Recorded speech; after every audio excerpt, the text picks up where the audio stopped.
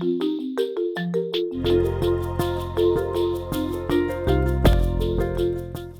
doesn't love a cup of tea? I know I do. And today I'll be speaking with Queen of Teas, Zhena Muzyka, author of Life by the Cup.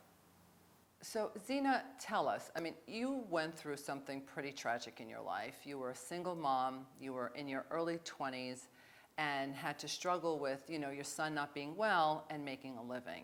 How did that all pan out for you?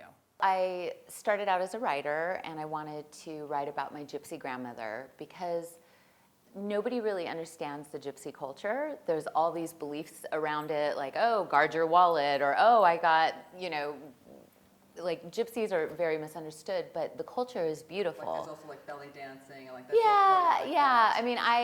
I incorporated the feminine in my company, but my grandmother used to sit down and she would bake loaves of bread for the entire congregation at her church. She was the most giving, generous woman, and she had survived Stalin's forced famines in the Ukraine, and then she and her family walked to Germany, and they were told that Hitler was kinder to the Gypsies, and they ended up in concentration camps, and they survived. And when my grandmother passed away, I was 18, and then all the stories started coming out. She had kept it secret that they were Gypsy, because when they got to America, she thought it was something to be ashamed of, and that because people misunderstood.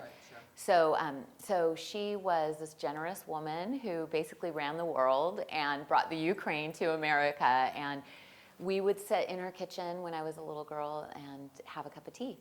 And she taught me how to put roses from the garden and orange peel and vegetable cuttings, anything, and make brews.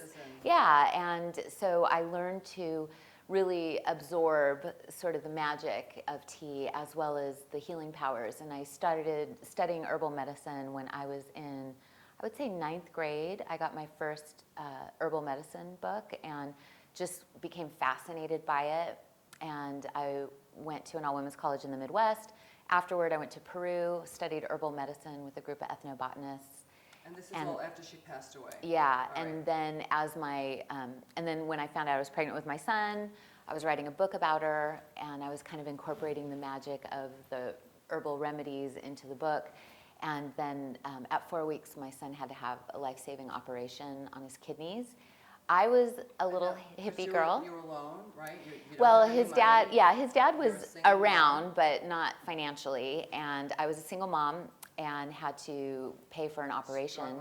Sure. Well, back then, birth defects were considered pre-existing conditions. Okay. So I couldn't then just get like the proper health insurance because he had a pre-existing condition.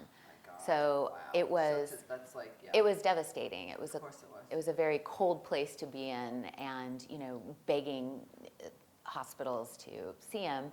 Eventually, I was able to get him the operation, and then he needed to have several operations before age 4 and had special needs at that time. So I needed to make some money, and the first thing that came to mind was, well, if I'm not going to make money writing this book about my Gypsy grandmother, maybe I can make money selling the teas that she inspired me to create. And so I started Gypsy tea parties with small venues in your town? In my town. I mean, 300 people came to the first one, and I sold $1,000 worth of tea, was sold out in an hour, and I was like, okay, I'm onto something. I had musicians come. I paid the belly dancers with tea.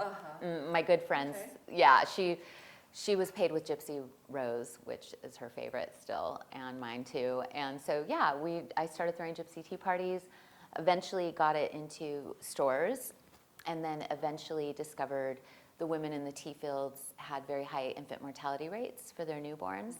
And I realized they didn't have insurance, they didn't have health care, period. And they didn't even have toilets or clean places to live. And so I became an advocate for them and brought fair trade to mainstream grocery.